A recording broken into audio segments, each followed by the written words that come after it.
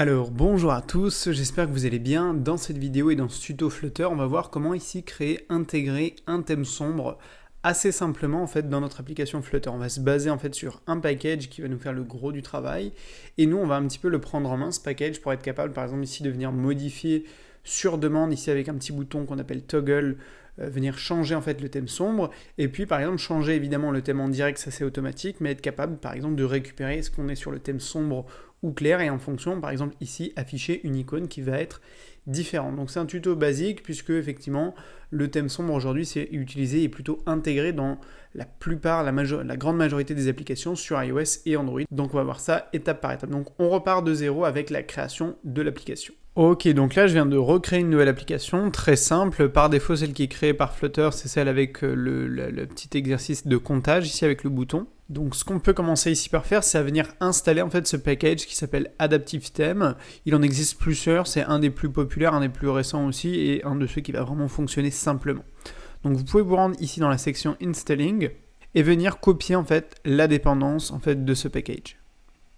Vous revenez dans Visual Studio, dans votre éditeur de code, et vous vous rendez ici dans le fichier YAML. Et à la suite, ici, par défaut du package Cupertino, vous pouvez ajouter en fait ce package-là. Moi, il me lance automatiquement la commande flutter pubget. Si ce n'est pas le cas, vous pouvez l'entrer dans votre terminal pour qu'il télécharge en fait tout le contenu de ce package dans votre application. Et une fois que c'est fait, on va pouvoir importer ici ce package-là, notamment nous dans notre fichier ici main.dart. Bien sûr, en attendant qu'ici, le package soit téléchargé. Voilà, donc là, une fois que le package est bien installé, ici, j'ai importé en fait ici le package dans mon fichier main.dart et je vais pouvoir utiliser en fait tout son contenu et notamment les widgets qu'ils mettent à disposition. Alors, on va se servir notamment d'un widget en particulier. C'est le widget ici Adaptive Theme. Et donc en fait, c'est le widget qu'on va mettre vraiment tout en haut si on veut de notre application, notre arborescence de widgets pour pouvoir en fait gérer le thème de quasiment toute notre application. Et en fait, ici, on va utiliser notamment le widget Material App à l'intérieur en fait de ce widget-là. Ok ?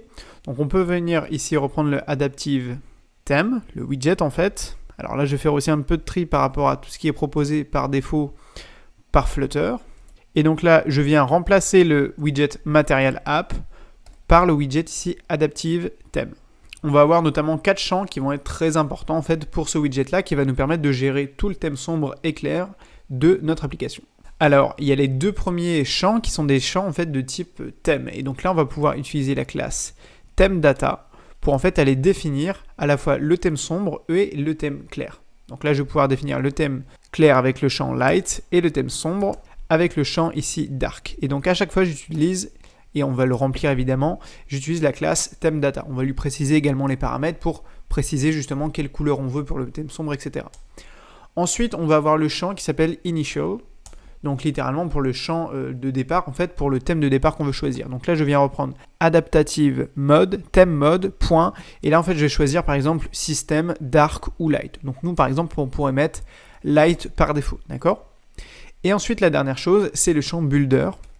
Et en fait, c'est dans ce champ-là en fait, qu'on va venir en fait, construire avec le widget Material App qu'on avait supprimé juste avant, qu'on va venir cette fois-ci avec un thème, avec notamment un dark theme ici, qu'on va construire ici notre widget et donc notre application avec le widget Material App. D'accord ? Et donc là, de manière assez classique, vous allez pouvoir mettre un titre pour votre application. Donc là, je pourrais mettre Flutter Dark Mode. Le thème, c'est celui qu'on va réutiliser juste ici. Le dark theme, c'est celui qu'on vient de déclarer. Et alors là, comme page d'accueil, pour seul widget de contenu, on va mettre My Home Page, qui est celui qui est déclaré juste ici, qui est un stateful widget.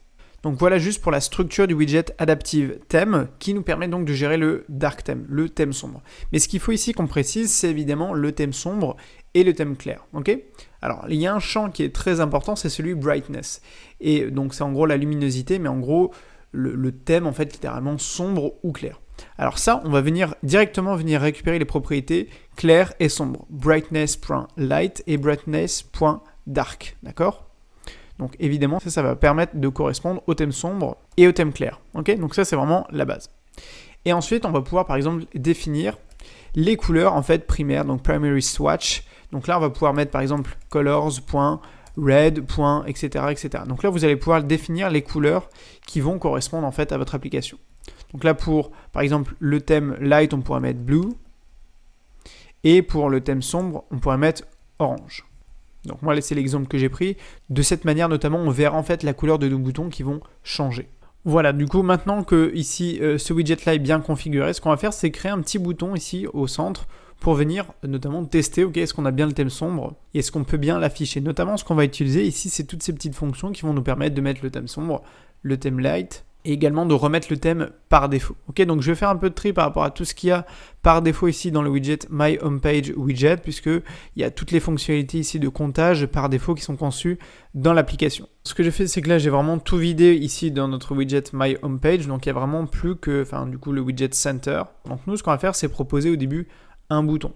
Alors, ce que je vais faire, c'est que je vais mettre directement, on va dire, une colonne. On va tout contenir dans une colonne. Donc, je mets ici le widget Column. Et à l'intérieur de ma colonne, on va lui mettre plusieurs enfants et notamment au début, un bouton. Donc, on commence par placer ici notre widget Elevated Button. Alors, juste au niveau de ma colonne, on va centrer avec ici la propriété main axis alignment.center. Et au niveau du child, ici, on va lui mettre changer de thème. Ok ? Et du coup, ici, ce qui nous intéresse, c'est au niveau du onPress, du champ onPress, qu'est-ce qu'on va mettre ? En gros, on va venir aller chercher ici les fonctions et vraiment qui sont préconçues par le package et par la fonctionnalité, qui vont nous permettre en fait de mettre à jour, en fait de changer le thème sombre ou le thème tout simplement de notre application. Donc en gros, là j'ai la fonction setDark, setLight et setSystem par exemple. Donc on peut tester, on va mettre par exemple setDark. Quand je clique maintenant, ici, instantanément, je passe au mode sombre. Et vous le voyez également, c'est qu'ici, là, le bouton, du coup, il devient orange, tout simplement parce que la couleur principale, on avait dit, c'était du orange, alors que pour le thème light, clair, c'était bleu. Ok ? Du coup, on peut également tester la fonction qui s'appelle setLight. Et du coup, ici, on repasse, en fait, au thème clair. Alors, il y en a une autre des fonctions qui est intéressante, qui s'appelle Toggle Theme Mode, et qui va en fait nous permettre d'alterner directement entre les deux thèmes sombres et clairs. Donc là, vous voyez qu'en plus, ce qui est intéressant, c'est que c'est totalement instantané et direct. Là, on n'a rien d'autre à faire. En fait, nous, tout ce qui concerne le rafraîchissement de notre contenu, ça concernera par exemple si on veut changer une icône. C'est-à-dire que là, on change le thème, mais pas les icônes par exemple, d'accord ? Donc on va être capable aussi de détecter quel thème est activé par défaut. Ok ? Donc là, on est capable de changer le thème. Je vous mets également ici quelques petits textes pour venir aussi voir en fait l'effet que ça a sur le texte. Et donc ça vient des propriétés ici de brightness. D'accord ? Donc le thème clair fait qu'on va avoir en fait le fond de notre application en blanc et le texte en noir.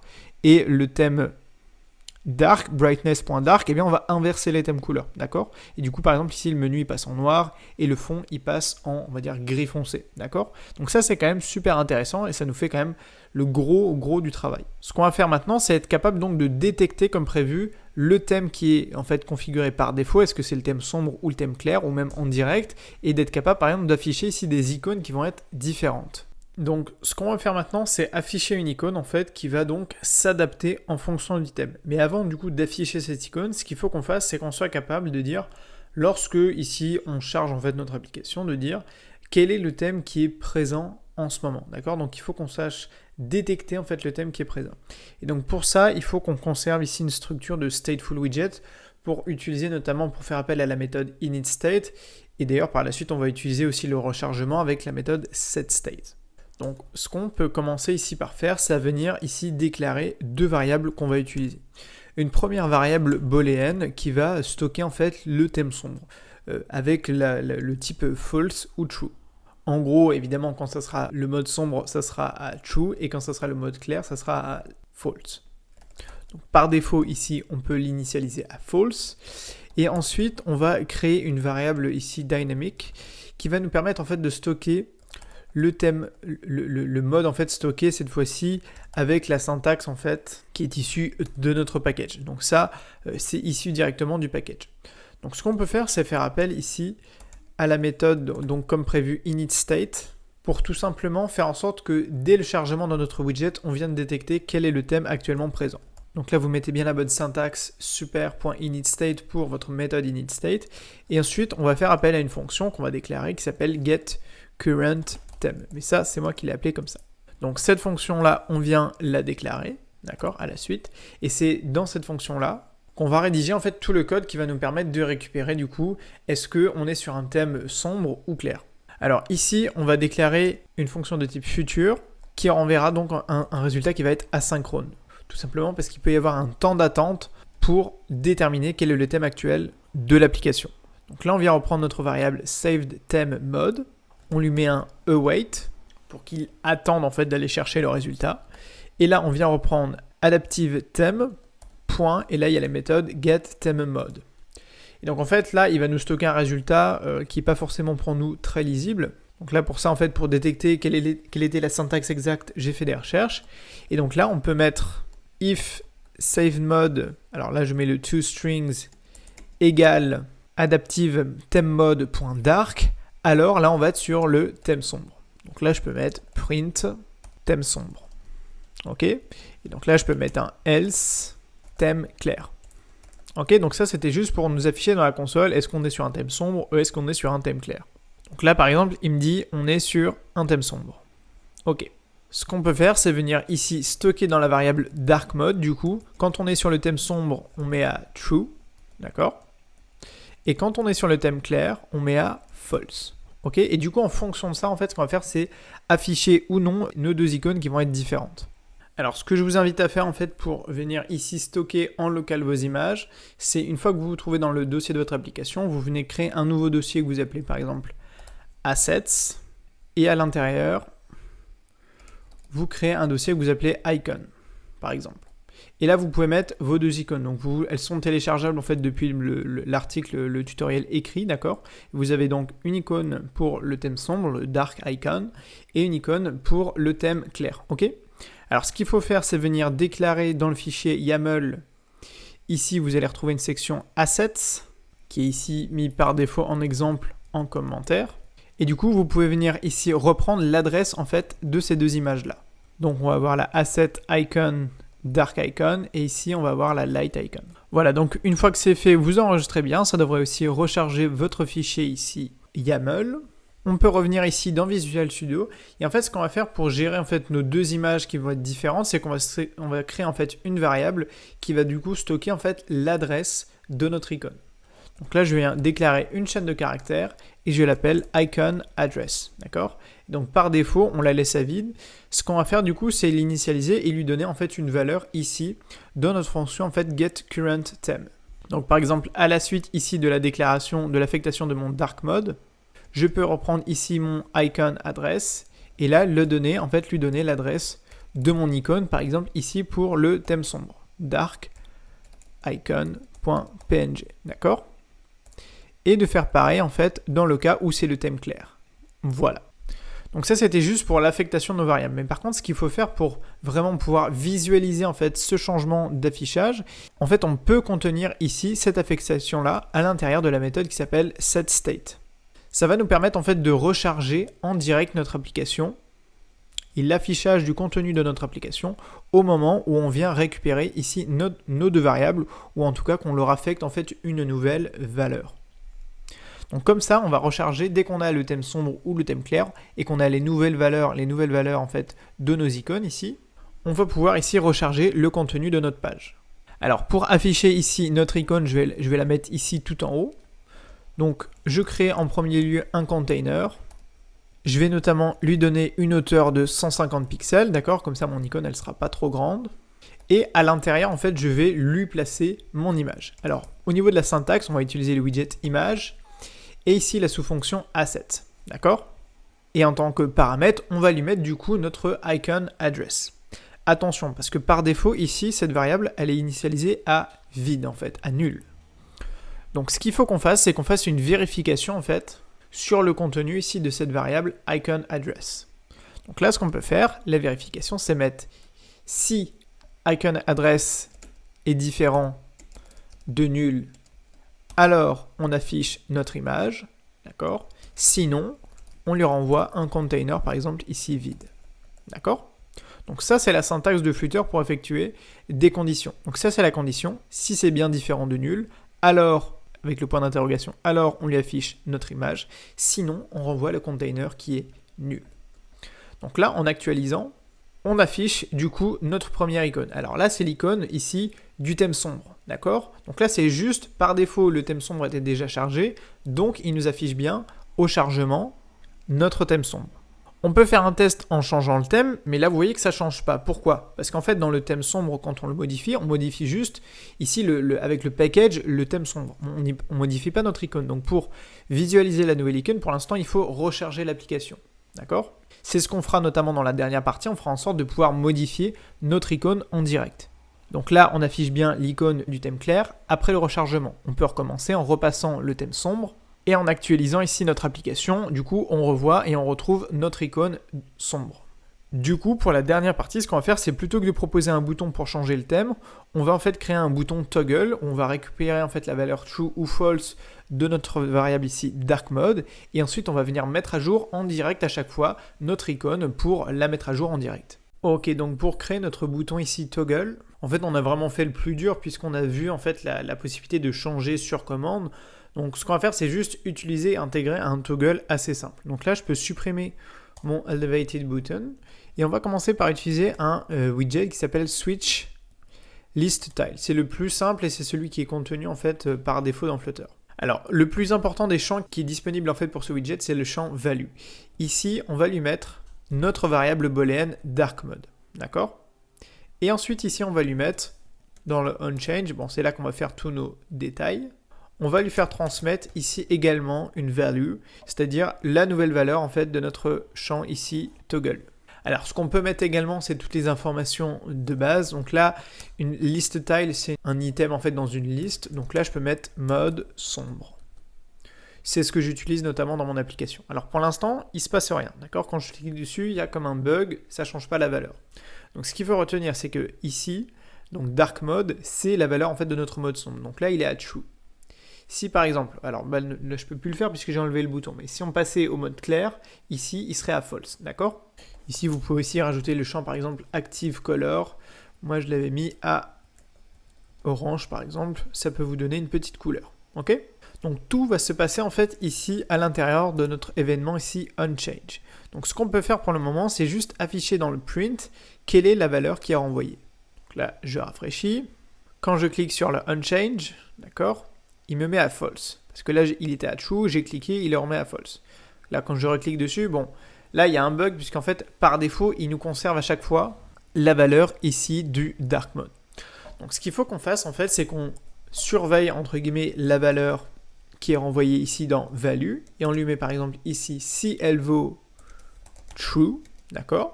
Si ça vaut true, alors on va modifier le thème de notre application. Donc là, on vient reprendre les fonctions de changement de thème. Donc là, par exemple, si ça vaut true, alors on passe au thème sombre. Et dans le cas contraire, on passe au thème clair. D'accord? Et on vient également modifier, notamment ici, ce qui est important, c'est l'icône de notre adresse. Donc là, on va mettre dark icon. Et en dessous, on va mettre la light icon. En fait, on va mettre à peu près le même code. D'accord? Mais ce qu'il faut faire également, en fait, c'est venir utiliser ici et affecter à nouveau la valeur de notre value ici, dark mode, et lui changer du coup à la valeur qui est renvoyée. Pour qu'on récupère, par exemple là elle est à true, si on clique dessus, il faut que ça soit à false. Donc là, il faut qu'on mette à jour. Et ce qu'on peut faire, c'est contenir ici cette ligne-là dans la méthode setState pour venir tout simplement actualiser notre contenu et notre application. Donc là, si on recharge, normalement, ça devrait fonctionner. Là, on est à true. Quand je clique dessus, on passe du coup à false, d'accord? Donc là, on a bien affecté notre valeur ici, et on a bien à la fois changé le thème et l'icône. Et si on reteste, on passe à true. Et on voit que, du coup, instantanément ici, l'icône se modifie, ok? Donc ça, c'était pour la partie toggle, pour être capable de modifier sur demande et d'être capable, du coup, de récupérer la valeur de notre thème et de changer, par exemple, sur commande, est-ce qu'on veut une icône pour notre thème sombre ou pas. Donc au niveau du toggle, c'est vrai que j'en avais trouvé un autre qui était un peu plus joli. En fait, il en existe plein quand vous recherchez ici sur le site de pub.dev. L'exemple du début, notamment, je l'avais fait avec ce package qui s'appelle Sliding Switch, mais j'ai remarqué qu'il y avait des petits problèmes avec les dernières versions de Flutter, donc c'est pour ça que je ne l'ai pas inclus dans le tuto, mais dans le fonctionnement, c'est exactement pareil. Vous avez ici un widget en fait pour votre toggle, vous avez le champ value que vous pouvez affecter toujours à la même variable dark mode, et ici l'événement onChange qui renvoie donc la value qui est la nouvelle valeur. Mais en soi, c'est le même principe ici que le widget Switch Last Tile. Vous pouvez même par exemple ici ajouter aussi la petite icône nuit à votre liste tile juste au début de la ligne. Moi c'est exactement ce que j'utilise dans mon application sur le Miracle Morning. Donc voilà qui conclut ce tuto sur la mise en place d'un dark theme, d'un dark mode en fait dans Flutter. J'espère qu'il vous a plu, qu'il vous a montré que c'était pas forcément très compliqué, qu'il s'agit notamment et surtout en fait de prendre en main un package ici en particulier. Au passage, si vous ne l'avez pas encore commencé le cours gratuit de Flutter Evolution, les premiers chapitres pour notamment installer Flutter. C'est notamment indispensable juste pour suivre ce tuto. Et puis pour aller plus loin, vous pouvez rejoindre mon cours Flutter Evolution pour accéder à des dizaines et des dizaines de tutos qui vont vous permettre d'aller plus loin en intégrant Firebase, Google Maps ou Stripe dans votre application Flutter. Moi, je vous dis à très vite sur la chaîne YouTube et sur le blog. Et surtout, n'oubliez pas de rêver très grand. Allez, salut!